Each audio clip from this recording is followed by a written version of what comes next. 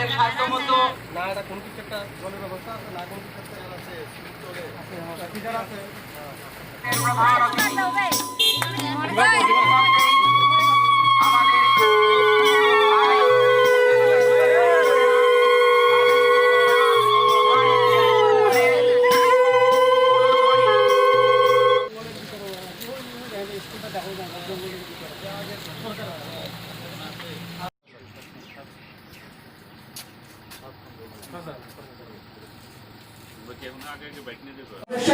শ্রী বিশ্বজিৎ দত্ত মহাদেবকে আসন গ্রহণ করার জন্য অনুরোধ করছি। প্রধান অতিথি হিসেবে লোকপ্রিয় সাংসদ শ্রীযুক্ত জয়দেব দেববর্মা মহোদয়কে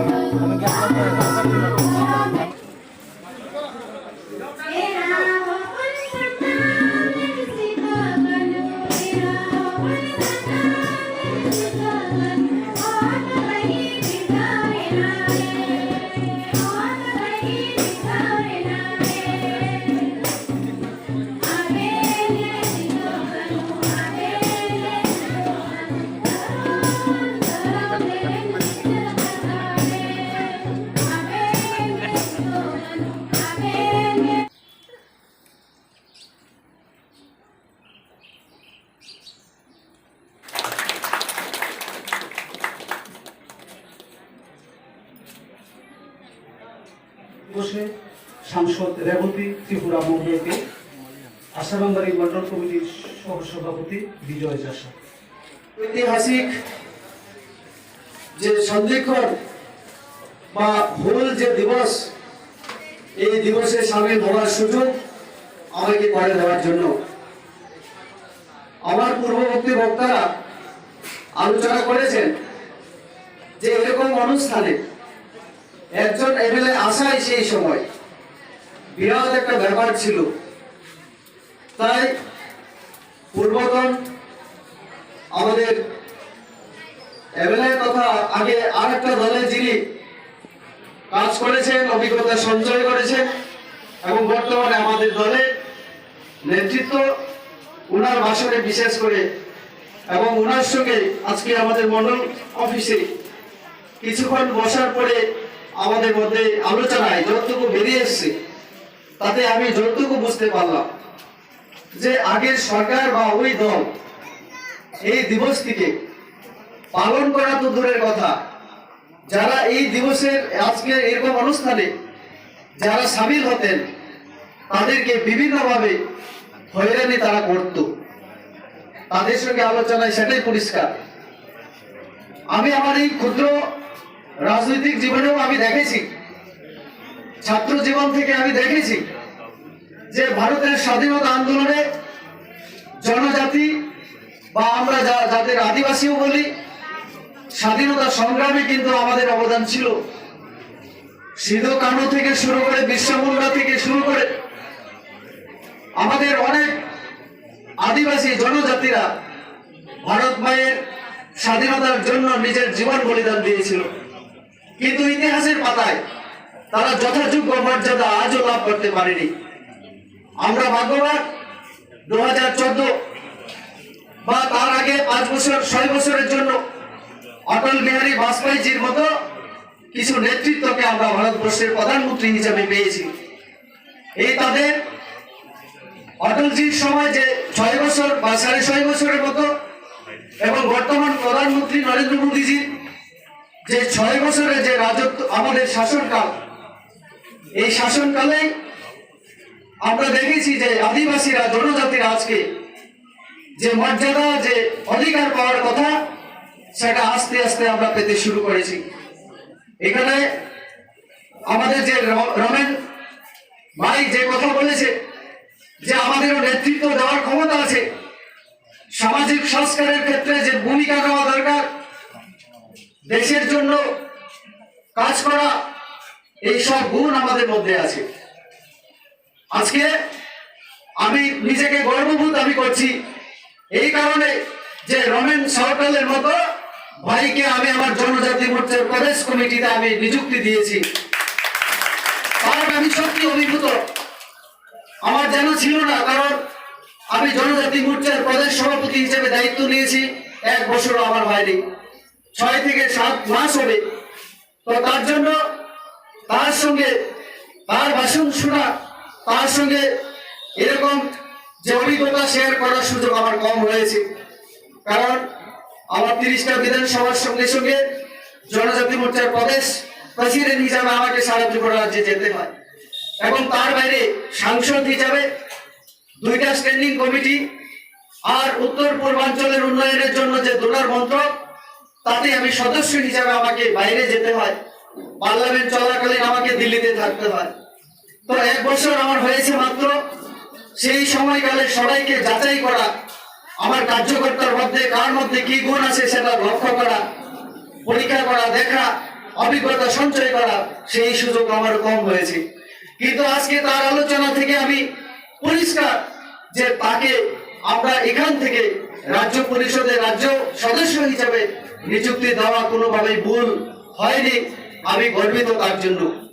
এবং ওই যারা বিদেশের যারা বিভিন্ন নেতৃত্ব, তাদের জীবন কাহিনী, তাদের কথা আমরা শুনেছি, পড়ার সুযোগ আমাদের হয়েছে। কিন্তু আমার ভারত মায়ের যারা বীর সন্তান, এই ভারতবর্ষকে স্বাধীনতা দেওয়ার জন্য যারা জীবন বলিদান দিয়েছেন, তাদের ইতিহাস পড়ার সুযোগ আমাদের হয়নি। তার জন্যই আমাদের যারা নতুন এখন যারা যে জেনারেশন, তাদের কাছে সিধু কানু থেকে শুরু করে আমাদের বিরসা মুন্ডা যারা দেশের জন্য বলিদান দিয়েছিলেন, তাদের জীবন সম্পর্কে আমাদের ওয়াকিবহাল হওয়া বা তাদের ইতিহাস জানা আমাদের সুযোগ হয়নি। আমাদের ভাগ্য যে 2014 সালে দিল্লির শাসন সেই পালাবদলের পরে আস্তে আস্তে আমাদের বর্তমানে পার্লামেন্টে আমাদের জনজাতির তরফ থেকে 42 জন সাংসদ, সেটা বাস্তব। আমার বিধানসভায় সামান্য একটা অংশ, সেখানে 300-400 ভোটার রয়েছে। আমরা দেখেছি তাদের দীর্ঘদিনের 25 বছরের সেই কমিউনিস্ট পার্টি ভোট ব্যাংকে ব্যবহার করেছে। ভাবতে অবাক লাগে, একটা পাড়ার মধ্যে বা একটা চা বাগানে যদি সেখানে 50 পরিবার 100 পরিবার বসবাস করে, এর মধ্যে 20 পরিবার 15 পরিবার সেখানে রেশন কার্ডের ব্যবস্থা নেই। সেটা বাস্তব আমার অভিজ্ঞতা। আই কার্ড রয়েছে, সেখানে ভোট দেওয়ার ব্যবস্থা রয়েছে কমিউনিস্ট পার্টিকে, কিন্তু রেশন কার্ডটা দেওয়া হয়নি। এবং যেটা খুব বাংলা ভাষার বলেছে, তাদেরকে মাদকাসক্তি আসক্ত করে রাখা হতো, ভোটের 3 দিন 4 দিন আগে থেকে ব্যবহার করা হতো, ভোট দেওয়ার পর ছেড়ে দেওয়া হতো। এর চেয়ে বেশি অভিজ্ঞতা আমাদের প্রাক্তন বিধায়ক বিশ্ববিদ্যালয়, সেটা বাগান বাজার চা বাগানও রয়েছে। আমি দেখেছি, আমিও তখন সময় ভারতীয় জনতা পার্টিতে নতুন, রমেন সাঁওতাল, অগর সাঁওতাল, রবি চাষী, রাজকুমার গৌর, বিজয়বান, বারবার তারা দৌড়ঝাঁপ শুরু করতো যে আমাদের সেই সম্প্রদায়কে কিভাবে রক্ষা করা যায়, কিভাবে ভারতীয় জনতা পার্টিতে আনা যায়। তখন সময় আমাদের দেওদরজি ছিলেন, বর্তমানে আছেন উনি সভাপতি হিসেবে, অমিত দা ছিলেন বিভিন্ন জায়গায়। এবং চা বাগানে আক্রমণ হয়েছে যখন ভারতীয় জনতা পার্টিতে প্রবেশ করতে শুরু হয়েছে। খোয়াই চা বাগানে রাতের অন্ধকারে পা দিয়ে কুপিয়েছে, খোয়াই হসপিটালে, সেখানে নেতৃত্ব তখন এসেছিল। সমস্ত ঘটনা আমরা সাক্ষী। পরবর্তী সময় আমাদের লড়াইয়ে সরকার প্রতিষ্ঠিত হয়েছে এবং বিপ্লব তাকে বলে, দেওদরজিকে বলে, সেখানে আলাদাভাবে সেই চা বাগান ফটক সেখানে খোলার বা স্বীকৃতি দেওয়ার ব্যবস্থা করেছেন আমাদের বর্তমান মুখ্যমন্ত্রী বিপ্লব কুমার দেবজির নেতৃত্বে। এবং সেখান থেকে আস্তে আস্তে সংগঠন শুরু হয়েছে। এবং আমরাও বিভিন্ন চা বাগানে সেখানে সরকারি সুযোগ সুবিধা বা রেশন কার্ড কিভাবে করানো যায় সেই প্রচেষ্টা আমরা কিছু কার্ড করিয়েওছি আমার এলাকাতে, সব জায়গায় শুরু হয়েছে। এবং আজকে এই দিনটা সেখানে বলে জানাবেন, ভারতবর্ষের প্রধানমন্ত্রী পর্যন্ত আজকে বিরসা মুন্ডা, সিধু কানাই স্মরণ করছে, বিভিন্ন গানে সভা হচ্ছে, স্মরণ সভা হচ্ছে আমাদের রাজ্যেও। শুধু তাই নয়, গত বছর আমরা খোয়াইতে সেখানে মুখ্যমন্ত্রী এসেছে। এর আগে আমরা খোয়াই চা বাগানে বিসাই মুন্ডার যদি মূর্তি তৈরি করা যায় সেখানে ঘোষণা করা হয়েছে পঞ্চায়েত সমিতি থেকে, সেখানে ফান্ড সেখানে রিলিজ করার জন্য। সেটা সেই প্রোগ্রামে সেই অনুষ্ঠানে আমিও ছিলাম, অমিতাও ছিল। কাজেই আমরাও আমাদের কল্যাণপুর চা বাগানে সেখানে রমেনকে বলা হয়েছে বাগান বাজার একটা সেখানে উনার মূর্তি তৈরি করার জন্য সিধু কানু এবং বিসাই মুন্ডার সেখানে প্রপোজাল দেওয়ার জন্য। সেই বাগান বাজার একটা রাস্তা রয়েছে তিনমুন্ডা, সেখানে চমড়ি করার জন্য বলা হয়েছিল গতবার। কাজে আমরা আমাদের পক্ষ থেকে, পার্টির পক্ষ থেকে, এবং আমরা আমাদের মনে করি সেটা দায়িত্ব কর্তব্য। ভারতবর্ষের স্বাধীনতার সংগ্রামে ওনারা লড়াই করেছেন, ওনাদেরকে শ্রদ্ধা জানানো দরকার এবং সেটা আমরা করে আসছি। এবং শুধু তাই নয়, আজকে কেন্দ্রের মন্ত্রিসভা আজকেও সেই পশ্চিমা সম্প্রদায় থেকে জুয়েল বানু আজকেও দিনেও তো উনি মিনিস্টার রয়েছেন, সেটা কিন্তু অন্য রাজনৈতিক দলে পাবেন না। কারণ ভারতীয় জনতা পার্টি এমন একটা দল, এমন একজন প্রধানমন্ত্রী আমরা পেয়েছি এবং এমন একজন রাজ্যের মুখ্যমন্ত্রী পেয়েছি, ওনারা বেঁচে বেঁচে পুজ করে নেয় কাদেরকে সমাজ থেকে সমাজচ্যুত করা হয়েছে বিগত দিন, কারাদের সমাজে মূল্য নেই, তারা ভারতবর্ষের নাগরিক, অথচ তাদেরকে এই ভারতবর্ষ থাকা সত্ত্বেও তারা সমাজে সঠিকভাবে সম্মান পাচ্ছে না। প্রধানমন্ত্রী এবং রাজ্যের মুখ্যমন্ত্রী দেখবেন সেগুলিকে খুঁজে এনে স্বাধীনতা সংগ্রামী জানতই না অনেক পরিবারকে ডেকে নিয়ে সেখানে পুরস্কৃত করা হয়েছে। তার জন্য আমরা গর্ববোধ করি আজকে আমরা এমন একটা দলের কার্যকর্তা হয়ে সেখানে কাজ করার সুযোগ পাচ্ছি, তার জন্য সেখানে আমরা গর্ববোধ হচ্ছে। তার জন্য আমার আসতে হবে, সেই উপরগুলাই সব ঠিক করে রেখেছে। এবং আমি অত্যন্ত আনন্দিত যখন আমাকে আমাদের মনিয়াতে আমাকে বললেন যে আপনার কিন্তু আসতে হবে দাদা। আমি বলে অবশ্যই আসবো, কেন আসবো না যদি আমার কোনো শিডিউল না থাকে। এবং আমি এখানে এসে যেভাবে আমাকে আপনারা সবাই স্বাগত জানিয়েছেন, আমি সত্যি আপ্লুত। এখানে যেসব কথাবার্তা এখানে রেখেছেন যে ইউজ এন্ড থ্রো, অর্থাৎ ব্যবহার করো, ব্যবহার করে ওকে ফেলে দাও। এবং সেটা আগের যে বামফ্রন্ট সরকার এগুলো খুব ভালো করে জানে। এখানে বিশ্বজিৎ বাবু আছেন, উনি অলরেডি বলেছেন যে ইউজ এন্ড থ্রো। আজকে অত্যন্ত আমি গর্বিত এই যে হুড দিবস এখানে পালিত হচ্ছে, যার প্রথম এখানে এই বাতিটা জ্বালিয়েছিলেন সেটা হচ্ছে বিশ্বজিৎ বাবু। এবং উনি আজকে এখানে যেভাবে আবেগের সাথে বললেন যে আমি অত্যন্ত গর্বিত যে এখানে মাননীয় আমাদের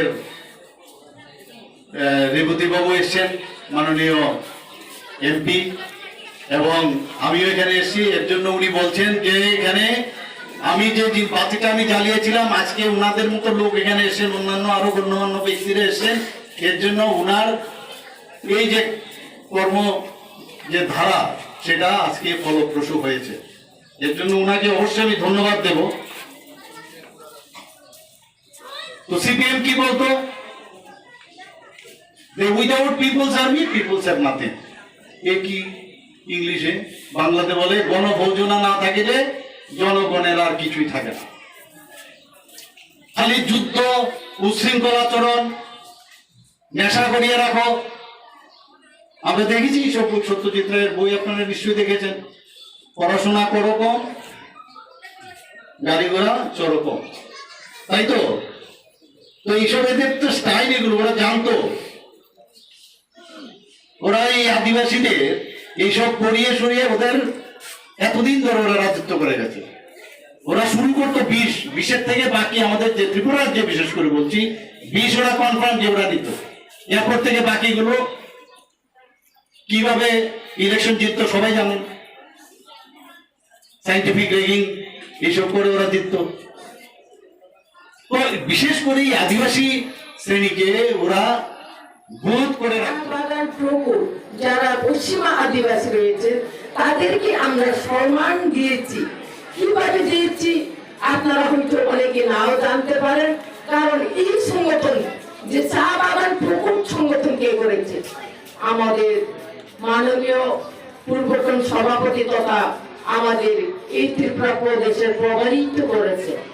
এরপরে আমরা এইবার আমাদের চা বাগান প্রকৃতির দুইজনকে আমরা জনজাতি মোর্চাতে সদস্য করেছি, রমেন সরকার এবং আমাদের চন্দ্রশেখর কর্মী, দুইজনকে আমরা জনজাতি হিসাবে জনজাতি মোর্চা বানিয়েছি।